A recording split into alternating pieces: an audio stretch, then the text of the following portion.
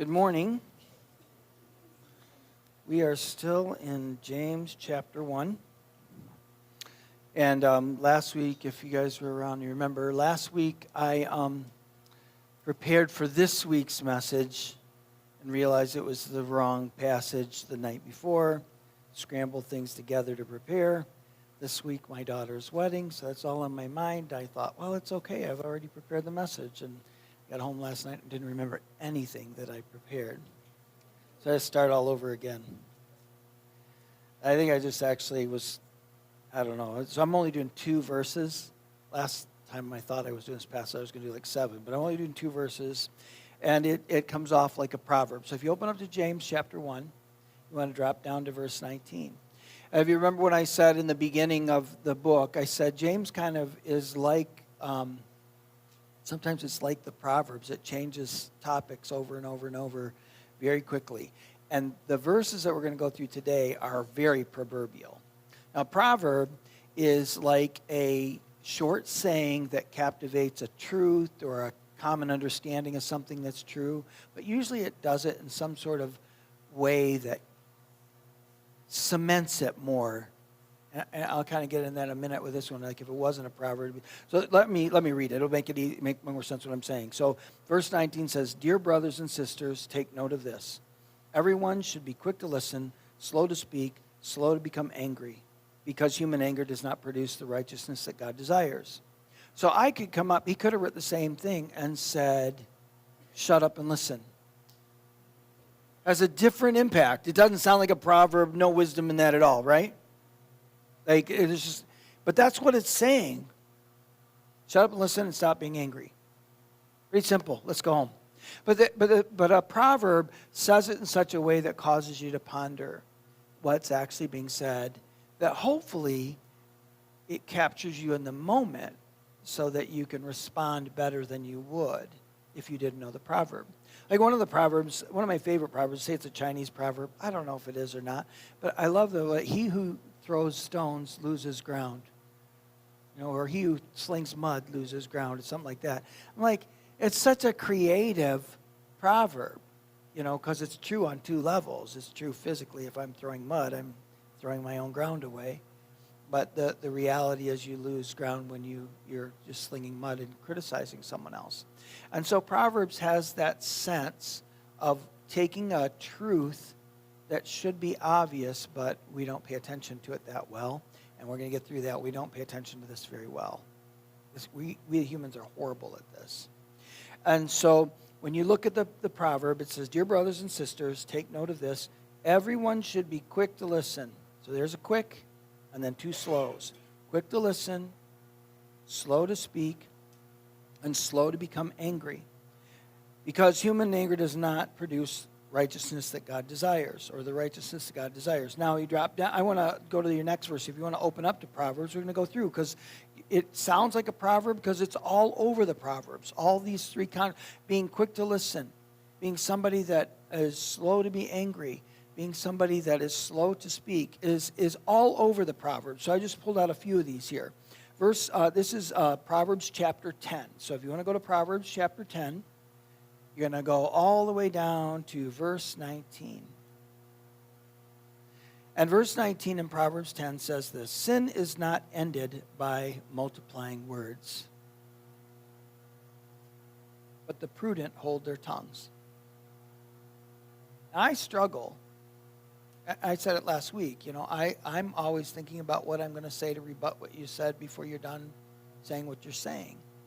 And it's a lifelong horrible habit. And so listening is not a part of it's just not a part of the equation if you're thinking about what you're going to say.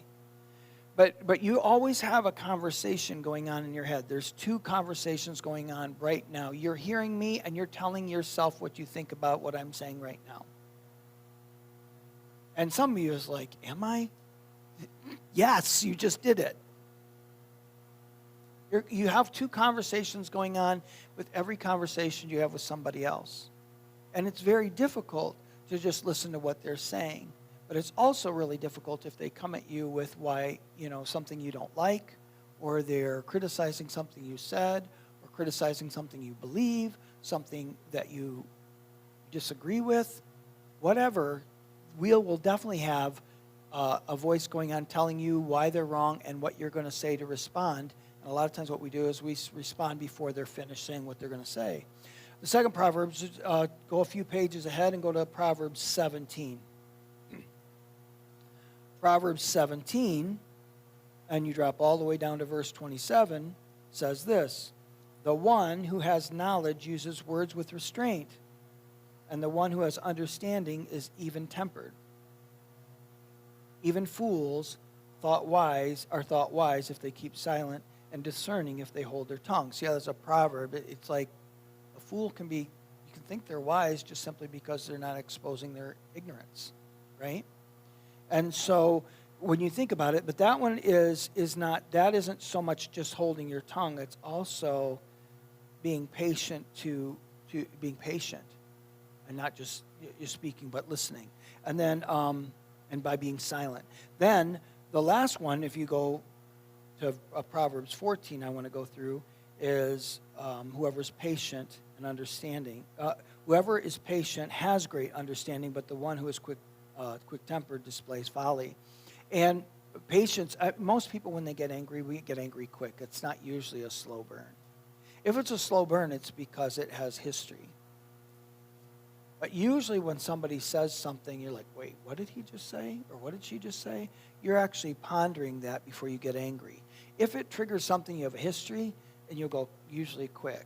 But if you are quick to anger, you don't necessarily understand that you're honest. You're not even realizing why you get that angry.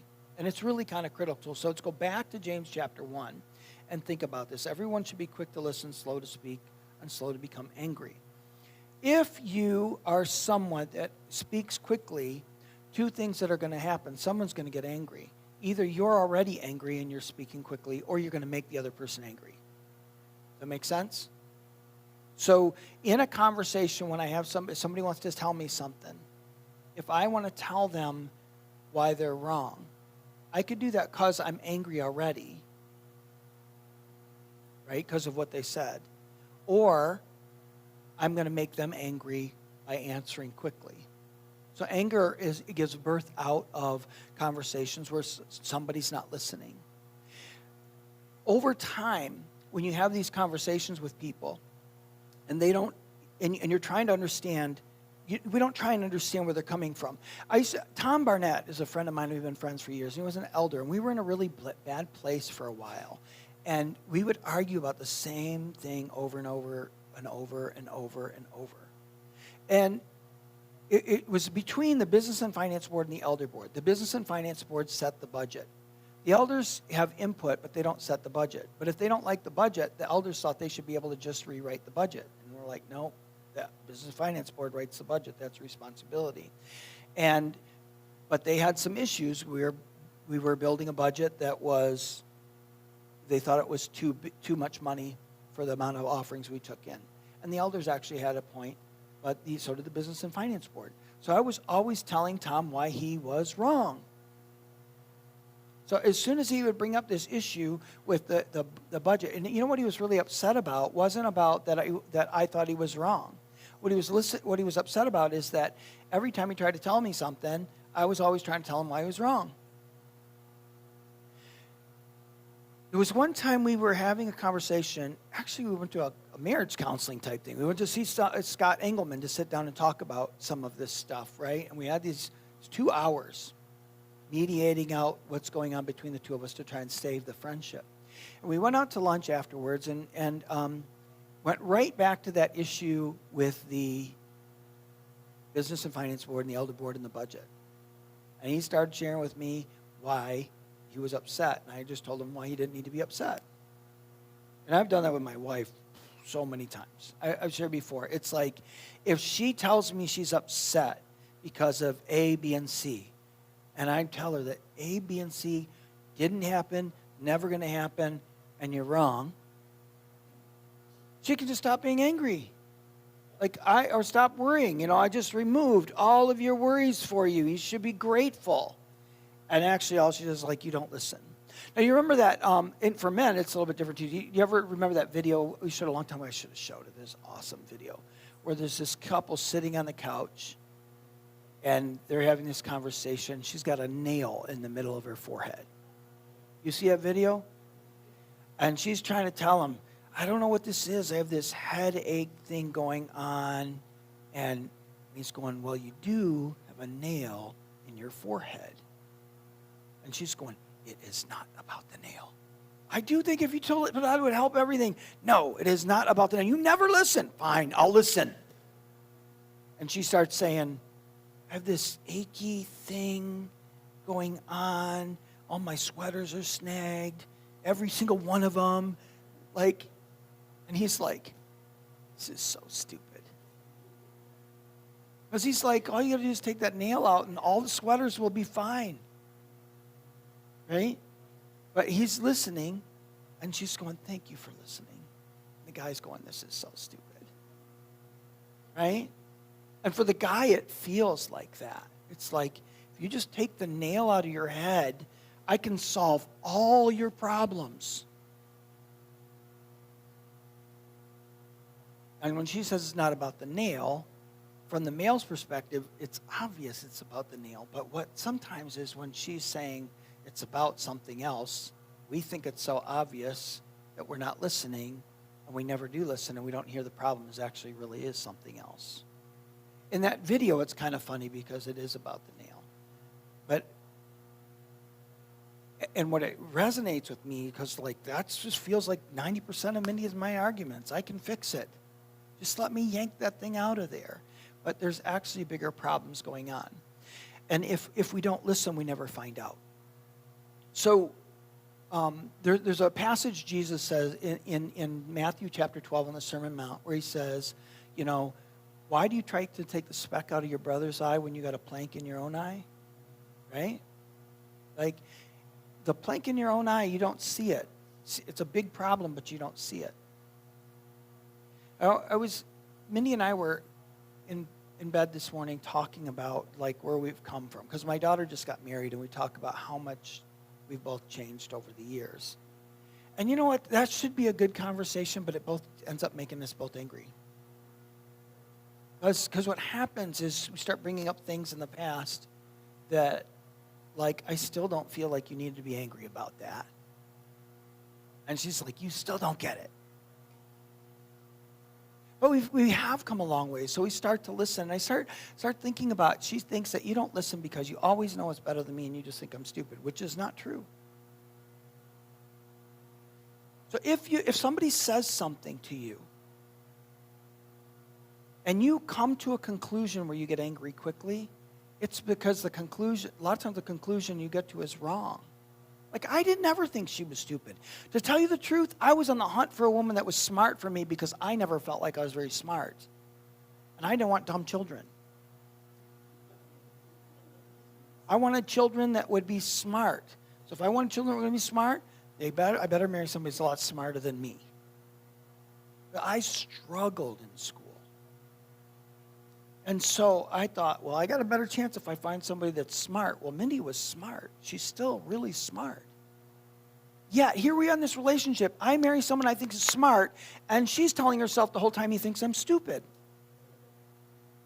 She is assuming that why I may interrupt her, I might say something, it's because I think she's stupid, and that's not at all. So she gets angry right away.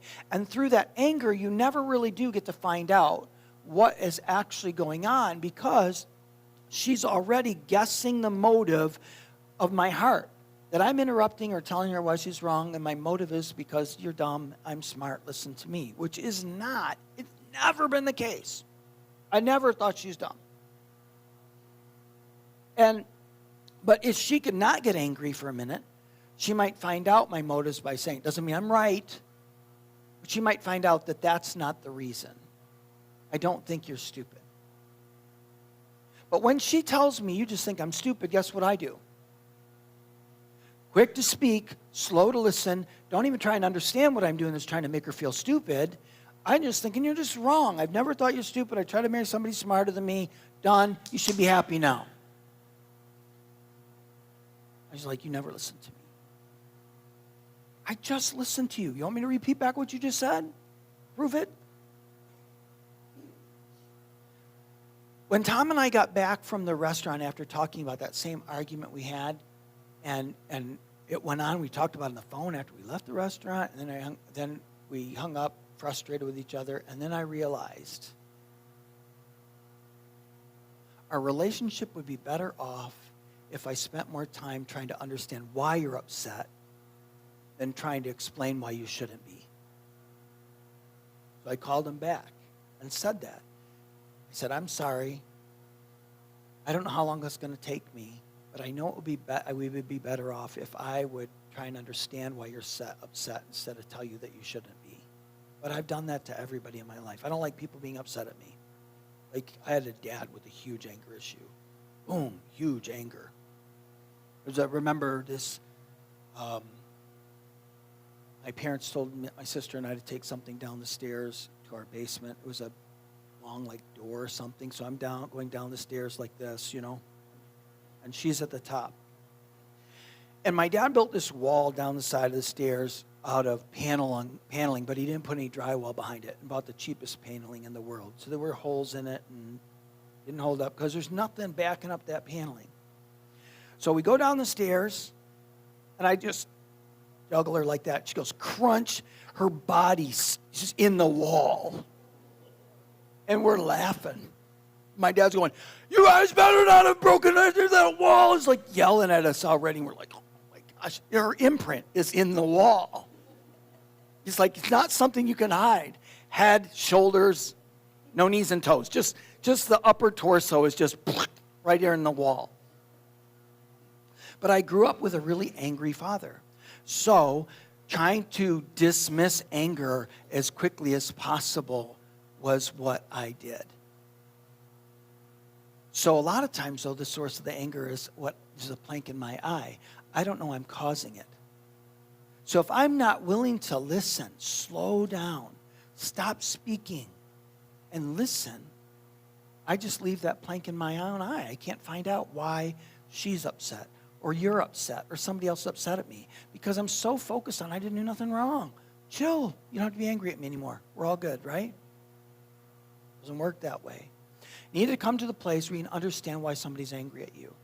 And you need to understand also, if you spew your anger right away, you're not actually being slow to listen either, because you've already assumed the motive of why somebody's done something to you or said something without trying to understand why.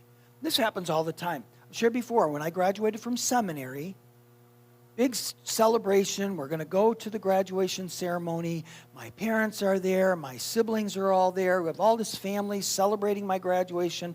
Mindy hired a babysitter so that she could go, and the babysitter did not show up. So one of my brothers stayed and watched Beth, who was 3, just turned 3, and Katie, who was 1, so that she could go. And she got there after everybody walked in. And she was angry. And we never did find out why she didn't show up. But for all we know, she was dead.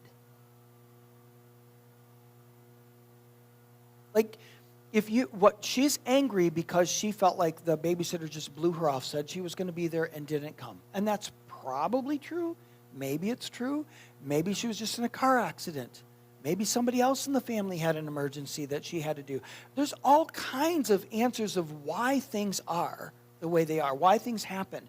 But when we get angry, the first idea that comes into our head of why they did what they did is usually wrong, and it's usually the one that makes us angry.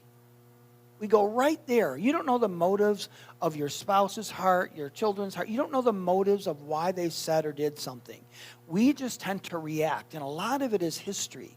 Like I said, if somebody's angry at me, I try and diffuse the anger by telling them why they shouldn't be angry. That's how I operate. That comes all the way from my childhood, trying to make peace everywhere, because I don't like it when people are mad, and I definitely don't like it when people are mad at me. So if I can tell you why you shouldn't be mad at me, it always made sense to me that I'll explain why you're wrong. You can say you're sorry, and I'll forgive you because I forgive everybody right away. It just doesn't ever work. And a lot of the times when I'm trying to explain why somebody shouldn't be angry, I'm right. But just because I'm right doesn't help me understand why they're actually upset. There was a time there was a worship team up here, and it was like for Easter, and this is back when we were doing much bigger productions, and everything had to be wonderful and it had to be amazing on holidays. And so I was very particular about the worship, and I was telling the worship team, do this, don't do that, stop doing that, don't sing that harmony part. And one of the person who was actually leading that week thought they were leading that week, and I thought I was leading, but I wasn't actually in the worship team. Got angry and started saying things that was coming back to me through gossip channels, right? So guess who got angry? Both of us. He was already angry, and I was angry because of what he was saying afterwards. And, my mind was like, number one, I'm the pastor. Number two, it's Easter, and I want things a certain way. Number three, I have a music degree. I know what I'm talking about. And we were going to have a meeting and talk about this over dinner at the farmhouse. It was then the farmhouse. And Rodney was going to come along. And I was running back then. I used to run. When I was younger, I could. And I was running like 5 miles or something, 8 miles, I don't know. But at the last mile, I was in my head rehearsing everything I was going to say. Been there? Done that? Right? We rehearse what we're going to say when we get the chance. If we don't, afterwards, we rehearse what we should have said and wish we would have said. But I was rehearsing what I was going to say. And all of a sudden, like the last mile, it was like God got through to me and said, what if they actually have a reason to get angry and you just don't know what it is? How are you going to find out? You're quick to speak. You're quick to angry, and you're wrong, you stay wrong. You don't grow, you don't change, you just keep doing the same thing over and over and over. So I went to the restaurant that night in a totally different place with the question, and when somebody's upset at you, this should be your first question. Don't assume you know why they're mad at you, even if they've told you. They might have told you why they're mad. So, for example, when Mindy's mad because I don't listen to her and I just think she's stupid. If I tell her I don't think you're stupid, it doesn't go away. What I can do is help me understand why you're angry. That's the question you should ask. Help me understand what I did. Help me understand why you're angry. That gives a chance for the other person to go poking in your eye and pull out that plank. When we try and take the speck out of somebody else's eye, we're not doing it with permission. Which, how many guys like people poking in your eyes? You go to the eye doctor for that, right? If I have something in my eye, I might go to the mirror and try and find it, splash water in there, but I'm the only one sticking fingers in my eye. Now, if I can't get to it, I might ask for help. Can you see if there's something in here? There's something I see, I can't get it. Can you take this Q-tip, or can you try and see if you can, whatever, squirt water in there or something? But that's an invitation. Most of the time, when we want to speak our mind and tell people what we think, we're poking around their eyes without asking first or being invited. I'm just going to do you the biggest favor of your life and pull that plank out of your eye. Just sit still. Right? Which, when somebody starts getting in your eyes, the first thing up, defenses go up. You're not sticking your fingers in my eye. I'm going to try and help you see something that you don't see without invitation. And you're going to fight me, and you're going to get angry. But if I want to change, as a Christian, this should be one of your greatest longings to become more like Christ-like. You want to change. So when somebody's upset at you, the first thing you want to do is invite somebody into your eye. You want to say, help me understand what I did. Help me understand why you're so upset. If you can go there first and shut up, you can learn something about yourself. And over time, you'll start seeing patterns. And the things that God wants to change in you are character issues that are cemented in place. You do the same things without thinking about them. Like me telling you why you don't need to be upset is not something that I plan. I don't sit there and say, let me take the time to explain to them why they don't need to be upset and they'll be grateful. It just happens automatically. And then when I do it and somebody else gets upset, I'm like, wait a second, you're not hearing me. I'll try even harder the second time. And then they'll say, you're not listening to me. I'm like, no, you're not listening to me.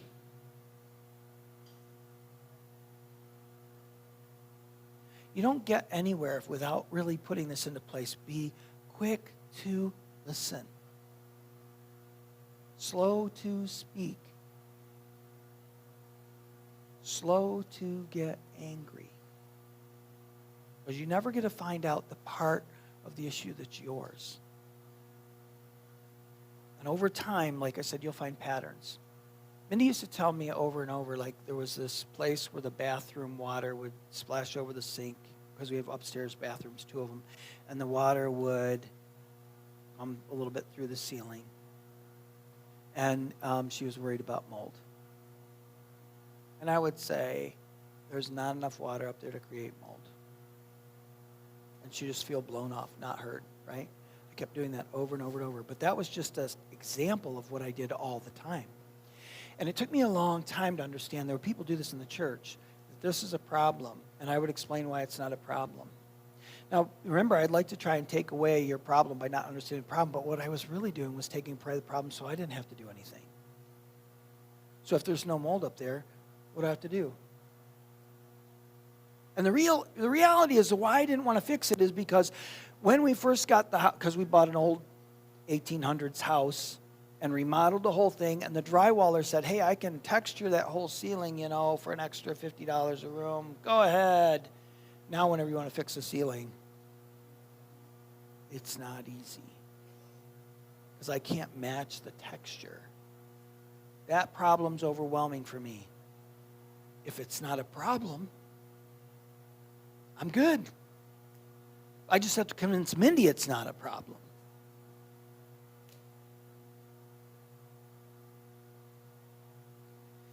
One day, I can't remember what it was. It was somebody else who said something, and I wanted to explain why it wasn't a problem, and it just dawned on me like, it's really a problem I don't know how to fix.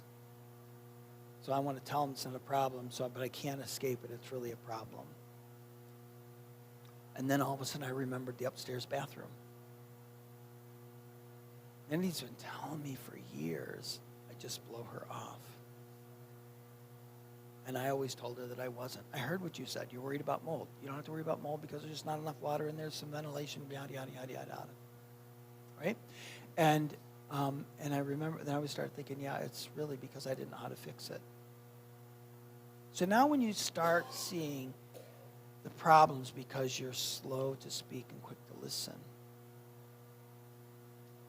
you can also help somebody else be slow to anger. Now, it might be you that gets angry, quick to speak because they're angry, they said something. That happens too. But a lot of times it's the reverse. I'm quick to speak. I'm slow to listen, and so I just tick everybody else off. And when you get the place to slow down, listen, and see things, you can start seeing patterns, and then God can change you. Not about that one circumstance. It's about who you are, why you live the way you do, what things that you do that damage relationships with other people. God wants He wants to change you, but you've got to be slow enough to listen to see the things that you can't see. And when you are, you can change. So we're in bed this morning talking about all the things ways we've changed. But it really comes from those type of lessons that I've changed because these things over and over and over, pay attention, slow down, stop telling people why they're wrong, and then I can find out why I'm wrong. Unfortunately, people read this passage and it's like, it doesn't say you should be slow to speak. Because you can do this, I wish my husband was this way. Or I wish my wife was this way, and you miss it entirely.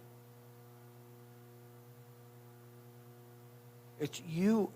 You can't control whether somebody's going to listen to you. You can't control whether someone's going to be not get angry with you. You can't control any of that. All you can do is control. You can determine to be slow to speak. You can determine to be quick to listen. You can determine to be slow to get angry. You can do that. Don't try and make it somebody else's problem. It's yours. You have to do it. They did my daughter's wedding yesterday. It's just like you make vows that say, I promise to love, honor, and cherish till death do us part. But most people get married saying, I promise to be loved, honored, and cherished. That's not the vow you make. The vow you make is you're going to do it for richer, poorer, better, or worse. Right? And so, if that's the vow you make, as a Christian, you listen to the scriptures and you do what it says because it's commanded of you, not everybody else to treat you this way. Don't go home and say, I wish you would listen to what Rick said. It's about you. Trying to understand when somebody's angry. Trying to understand why you're angry. Slow down. Slow down. Will you pray with me?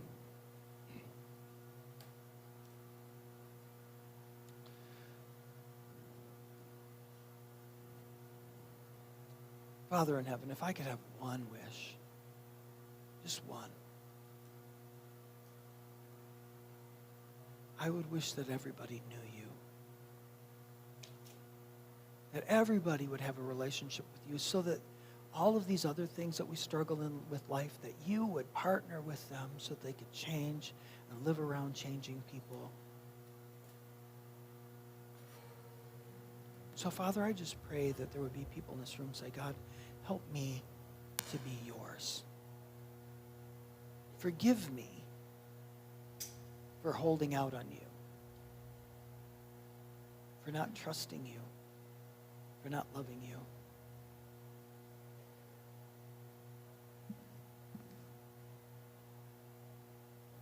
And Father, I pray that you would give them the Holy Spirit to help them work through these really difficult things. That we don't know how to slow down. We don't know how to not be angry. We don't know how to change. Well, Spirit of God, I pray that you would move in our hearts so that we'd all be changing people. That we would all have a heart's desire to be Christ-like. That we would want to be like you. And that we would live in a community of people that truly are humbly and honestly working through all the things we struggle with together, that we might as a community more reflect who you are. We ask all these things in Jesus' name. Amen. When I was sharing communion, we share communion with the volunteers in the morning before the service. We call it the huddle. And the children's workers and the musicians and the people in the tech booth. We take communion because we're serving, so communion doesn't participate, so we do it early. But I was reflecting on how awesome it is to be a part of a church community, that all these people I see and that just have no idea what it's like to be friends with people for 20 years as a group. Like, if outside the church, if I go outside the church and start counting the friends that I have been friends with for more than 20 years, I might see them once every few years. I don't see them very much. And I'm in this circle, and I'm looking at Dira, who I've known since, you were probably 12 years old or something, right? And we went to Ecuador together in 2008 when she was like a senior in high school. And she's still here, which is amazing to me. And the Baldridges, who aren't here, but they normally are, or they're here somewhere, I think. They just left. Okay, but I've known them since 2001. How long have I known you guys? When did you guys start coming? 2004. Right? Huh? Yeah, since before we even started the church, I've known Denise. Right? Caitlin, how long have you guys been coming? 12 years. Now think about this. I'm rattling off. Neil, how long have I known you? When did you guys start coming? 15 years, something like that. Kristen, how long have I known you? Long time. Think about this. Think about this. I'm not going to answer that. No, this is serious. Think about this. I not only have known you for years, I've seen you every week almost for all of those years. How many relationships do you have outside of the church where you have friends and family that you see that often? Connect with all that often. Can call on when you need help, anytime you need it. Where are they? They're in this room. Now, Jesus, when he gathers for communion, he's with his best friends. He spent every day together for 3 years, and he looked forward to spending that time together. So I look forward to being here on Sundays and sharing communion with you. Just like Jesus shared with his disciples, he was looking forward to it. But he asks us to do this together, remembering he's the reason we're here. He's the one who died. He's the one who shed his blood so that we might redeem and have a relationship with him, but we have a relationship with others because of him. And so we take communion out of deep sense of gratitude and a desire to please him and community together. So will you stand as we seek to take communion together? On the night that the Lord Jesus was betrayed, he took the bread and he broke it and said, "This is my body, which is broken for you. Take, eat, in remembrance of me." When the supper had ended, he took the cup and said, "This is the blood of the new and everlasting covenant, which has been shed for you. Take, drink, in remembrance of me." Will you come and receive communion?